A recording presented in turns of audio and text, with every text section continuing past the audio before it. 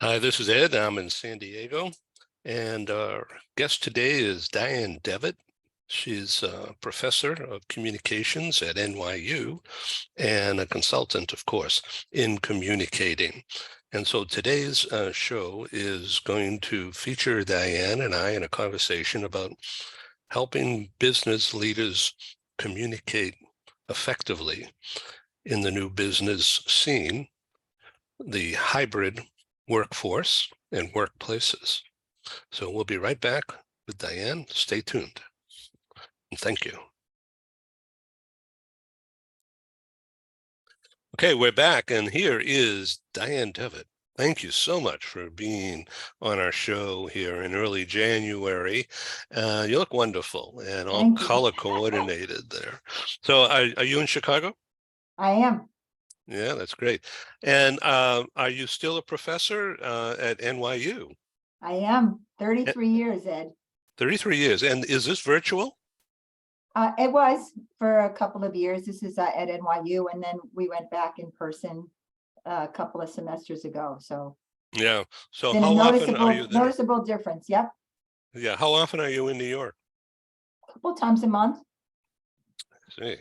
And the other times you're doing hybrid? Hybrid. Yes. Yeah. Yes. So it's Yeah. So working that out works. well. And Okay. I actually have a co-instructor because it's the best way to handle it. And it's working out. It's working out great. Students Okay. like it because they have a different perspective, and so everybody is moving along. Yep. So before we get into today's topic, which will be centered on communication skills for business leaders, business functions. It's different than you and I just chatting right now. Of course, this is a business thing, but so you're teaching at NYU. You're basically teaching your students are people in business at some level, right? I teach undergraduates, but I also teach certificate classes at times, and there are business people in the work field. And when, just to bring up the point with you, when you said about teaching virtually, unfortunately, my students couldn't escape, and they had my wrath of a little bit of training online, because again, to answer your question, I teach juniors and seniors undergraduates, and I said to them, some of you will be interviewing virtually, and some of you will be working in jobs where you have a virtual correspondence with your clients. You need to be aware of your media presence. Can't be sitting on your bed. Can't Right. be leaning on a closet door. Right. Can't I do don't that. want to look at a pillow Exactly. or a bedspread. Exactly. So Exactly. sometimes people use a virtual background and it cuts off their ear or it cuts off their hand or something. Um, I can't stand looking at that, and yet it's often been difficult sometimes for me to say to my guest on the program, you turn that thing off, because you're not looking right. And I'm sure media presence is top of mind, just like here I am looking right at that green light, and it doesn't hide a thing. So I'm going to back away now, and I'll come back. That's right. That's So right. are you teaching this kind of media presence to your students? So there's two things. When COVID first descended upon us, I created a media presence course for predominantly the C-suite. And now I am training their team and some of their staff, customer service people, onboarding people, business development people who have interaction all the time with customers and other people in the company. And yes, to your point, as I said, with class, I thought it was very important to teach my students the concept of a media presence, because this is a generation that grew up with, oh, let's just go take an online class, let's just take an online whatever, without the understanding that there's so much involved from a perception and a perspective point of view.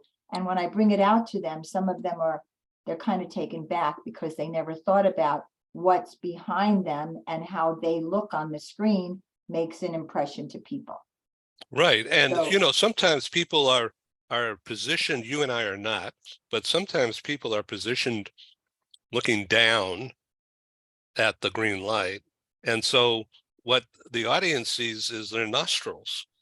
I said, you know, this is I not good. know, This is I not know. cool. And listen, But you're how do you tell interviewing. people that, hey, I don't want to see your nostrils. I'm No, sorry. no, those days are long gone. You know, you interview I don't people think that, so. Boy, some people are, well, they're not aware. And I think that yeah, this is what, you know, when you asked me to come on and speak about media presence in 2023, all right, there's three topics. I mean, basically, one, it is more prevalent today than ever, right.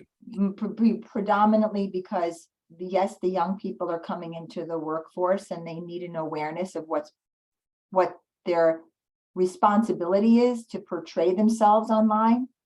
People who are at home working still need that reminder that you're working.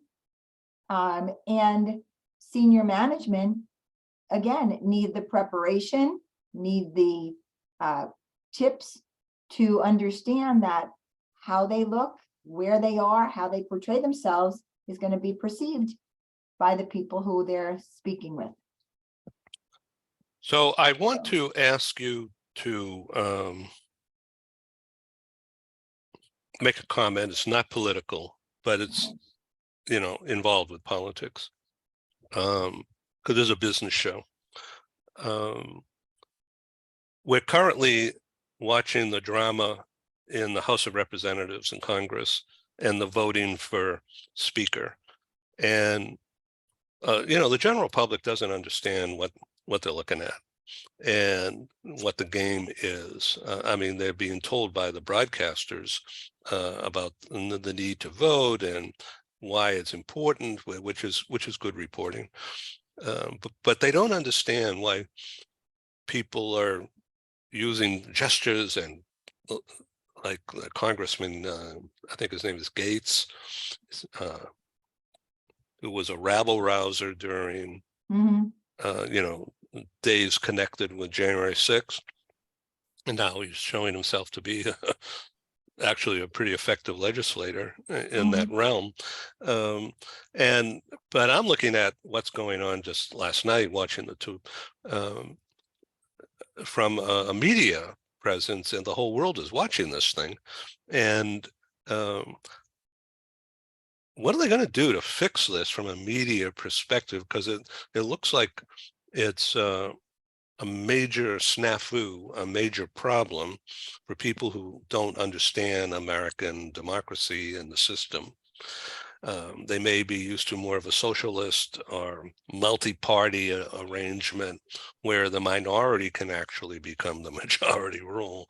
And our system was set up so that didn't happen, that it was always a majority rule, I I think it's a think. very well. First of all, I can't, you know, put myself in a position to represent America on your show.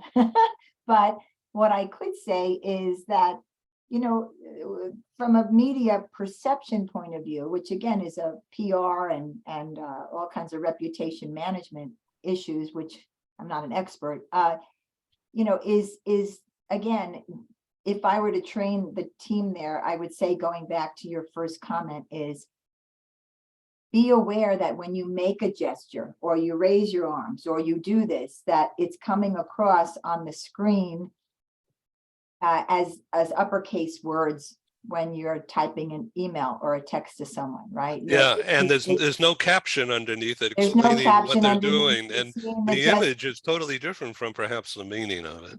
Exactly. So that visual perception, you know, and I'll give you a quick political story while we're on the topic. Years ago, and I don't mind saying this because I wrote a letter to the White House at the time. President Obama was in house and there was a meeting with the press. And long story short, the visual of that room from an event point of view, I had my class do a study on it because the table was a hollow square. Now, a hollow square in my world is the most controversial setup in a way, because it's like one side is braced against the other. And this was Yeah. clearly the Dems against the Republicans. The press was over here and the president was up here. Secondly, the president's back was to the entrance door of the room. So all during this press conference, we were watching people come in and out, in and out, in and out. Yeah, okay? really And distracting. it was so distracting, number one. Number two, from a safety point of view, the president should never have his back to the door. Right. And number three, from a holding an audience point of view, when you have a square setup, you want the person in charge to sit here, like the power place, to see everything, get a spoke. So yes, does politics need media presence? I'm sure they get it every single day, but when things happen that catch you off guard, or things happen that are not rehearsed, or they're impromptu moments, you catch people being people and they forget that they're on screen. Which takes us to that topic, right, Ed? So let's People talk. forget they're on screen. So let's talk about a CEO of a company holding a town hall or a meeting. New Year, a lot of that's going on right now in companies, whether it's virtual or in person.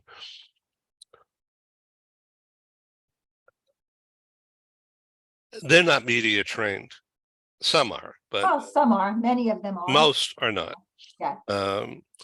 And some bosses, some leaders will say, I'm the leader, I don't have to be media trained. They're going to listen, and they better listen, you know. and then others will be more media savvy, which means that they dress up, they're made up, and they're ready to be in an interview headline making moment for the audience, the specific audience. And who's that audience?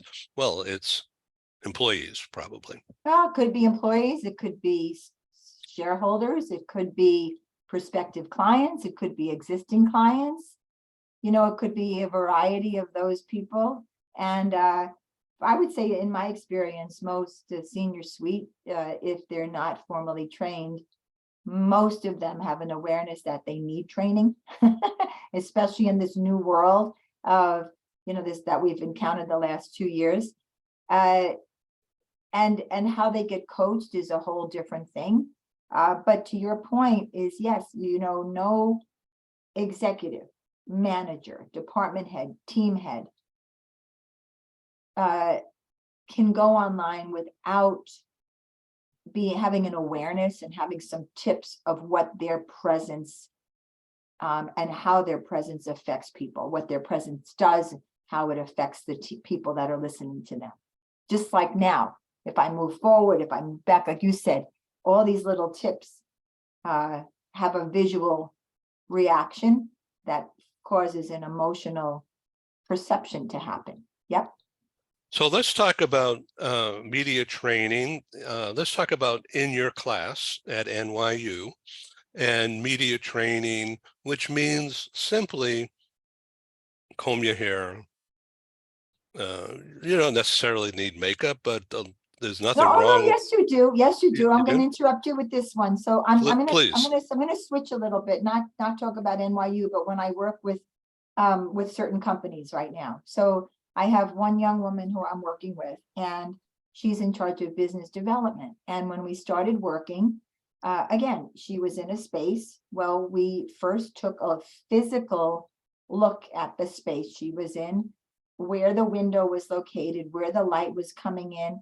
And I said to her, what do you want when you speak with your customers? She said, well, I want them to pay attention to me. I said, well, I'm very distracted, again, with your background. And if your background in your backdrop is too busy, it's distracting. If it's not busy enough, then let me focus on you.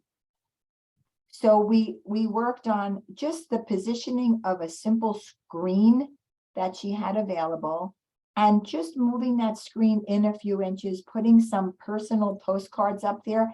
What it did is it brought a certain level of approachability and familiarity to people, and her clients actually reacted right away.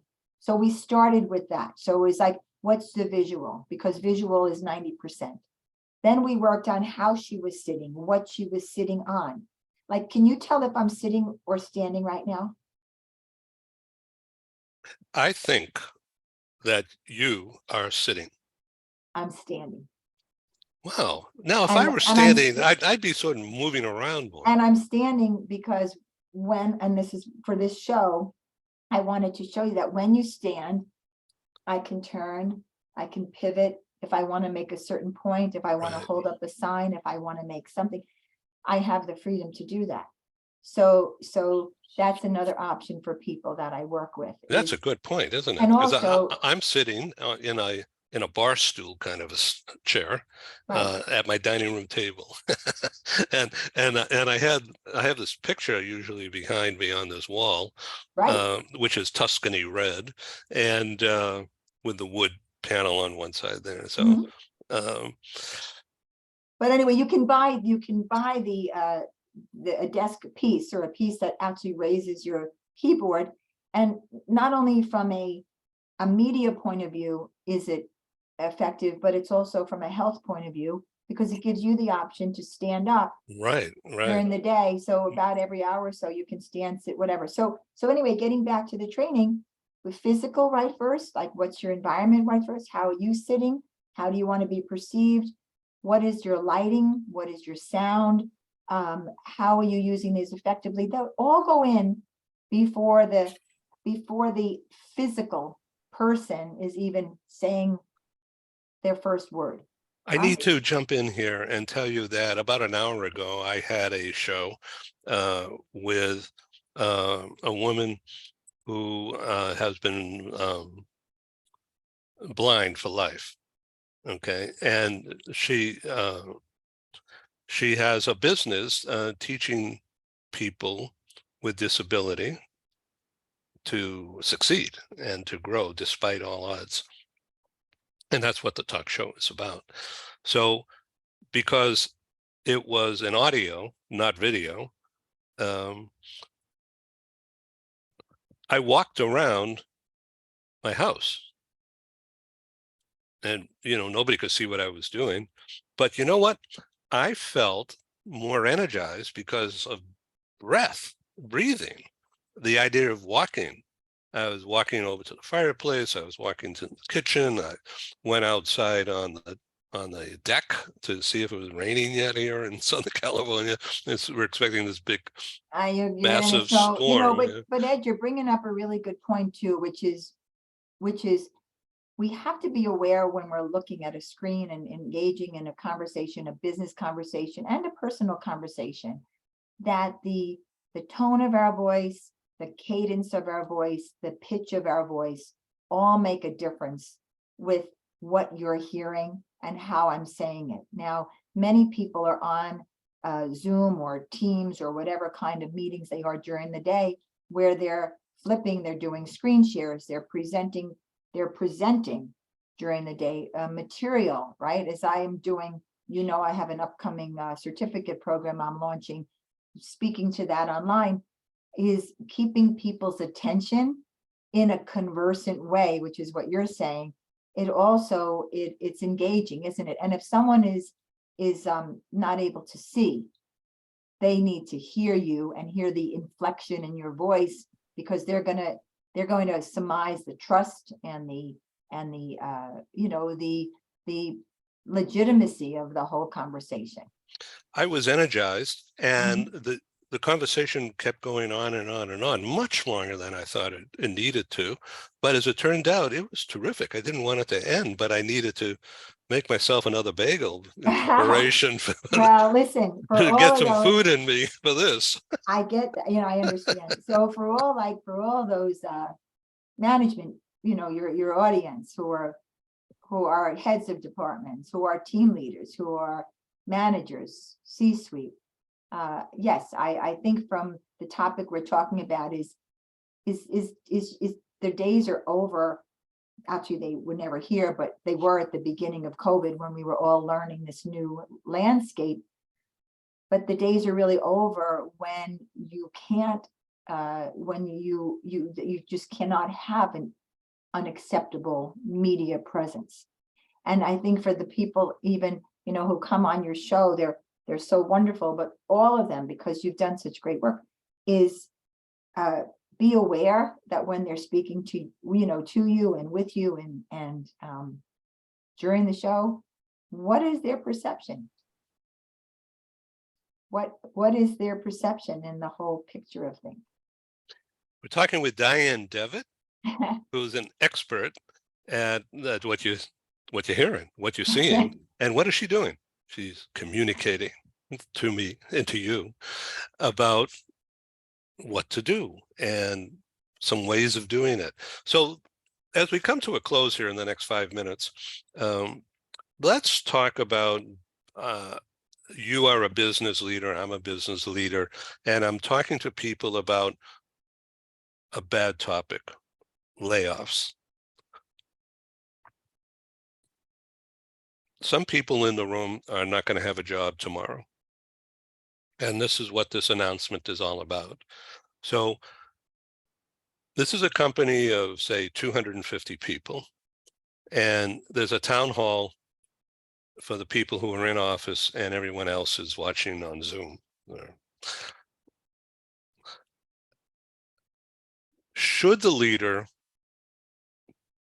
wear a tie and jacket or be in some kind of a formal attire, male, female? Or should they be seated in a fireplace background setting? What for a bad announcement? Those are good questions. That's a good question, Ed. And I think, to generalize, first of all, I think first thing is, what is the company culture? There are some companies that I come from, I'm a New Yorker, and I know that certain companies, jacket and tie are still required, right? Others, people don't even own one. So I think it has to do with the culture of the company. To answer that question, I would not do a fireside chat. A fireside chat, which you were describing with the fire, is just that. It's more of a casual conversation that's to be in a cozy environment to make everyone feel welcome and warm. When something is formal, as layoffs and as reorganizations, then it should be treated as that. But the one thing I will say is this, because we've all heard the stories, whether they're recent stories or they're stories from 25 years ago, people being laid off via an email or via a text or via a phone call, not even a phone call, but we all have our own stories. The most important thing is to communicate. And this is the beauty of technology and being online and having a media presence, is that if a company does do a major layoff, it's my opinion, and it's that it's critical for senior management to address the people who are still working with any news, just to say that we want to acknowledge the changes this week. Thank you for your service. Life goes on. However that's phrased. And again, I'm not a speechwriter and I'm not a PR person, and I'm certainly not media in that way. But what I do know is, from a communication point of view, that any communication is better than no communication. And even if you have no new news, then just let me know you don't have any new news until you do, so that I feel some kind of connection with you and that I'm respected too.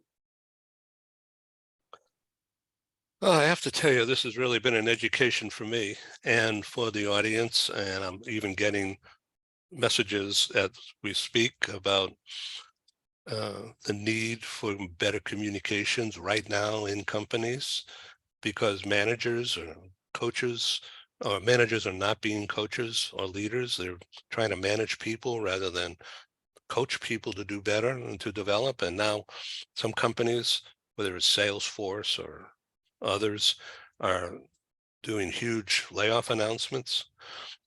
And while other companies are doing really well at the same very time. And so communicating who you are and what you're about and the culture, defining culture and giving examples of what does that brand mean? And when I'm asking some people on various programs that I've been producing over the holidays, give us an example, talk to the audience here. This audience is worldwide. People 6 months from now will see this program as well as tomorrow. That's right. How is your brand impacting people? How are people deriving a very specific benefit that you know about from the use of your product today? Talk about it. That's part of the culture, isn't it? As part of the culture. And I think, just as you said, in closing, and that's the best thing to leave people with, is that, especially, again, going back to the presence and the communication, is that everything is on video now. People can record a Zoom meeting on their own device. They can take a screenshot while you're speaking. So as long as you're online, you're online. So thanks for letting me come in and share a few things with you today, Ed. It's always You're stimulating. so nice. What's your website? DianneDevitt.com. And you could see their name right next to the Yes, picture. thank you so much. And a new website is on the way. So Yeah, that's great. Okay, so this program is sponsored, and we thank AbsoluteReload.com. And the owner is James Moss, and is originally from London, but now in New York. AbsoluteReload.com. Go check it out.